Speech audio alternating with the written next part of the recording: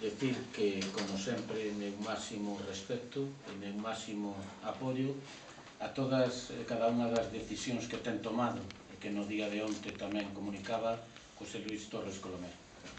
Eu, en estas casi 24 horas, pois intentaba poñer un pouco en orden o que eran os meus sentimentos, e a verdade había cantidad de sentimentos contraditorios, pero hai tres que creo que son os que debía reseñar.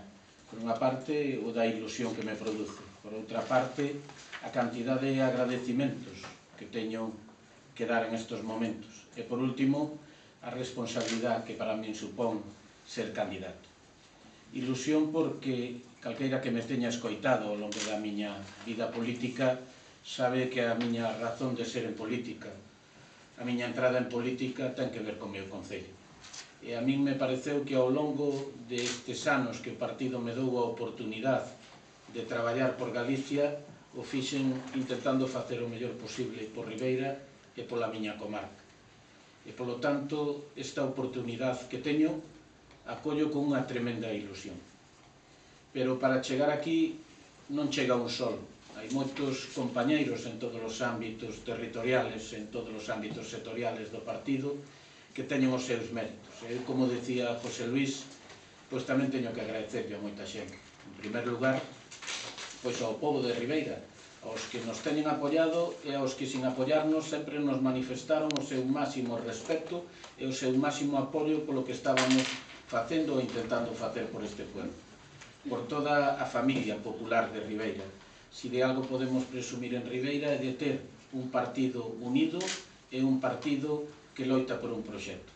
Pero un partido e unha familia son personas.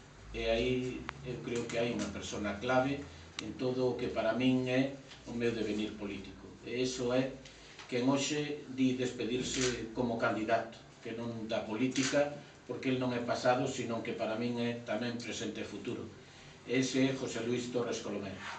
E teño que decir claramente porque sempre hubo moitas voces interesadas en querer pois falar de cuestións que sempre le tuvemos clara. E foi a nosa amistad e o noso proxecto común polo partido.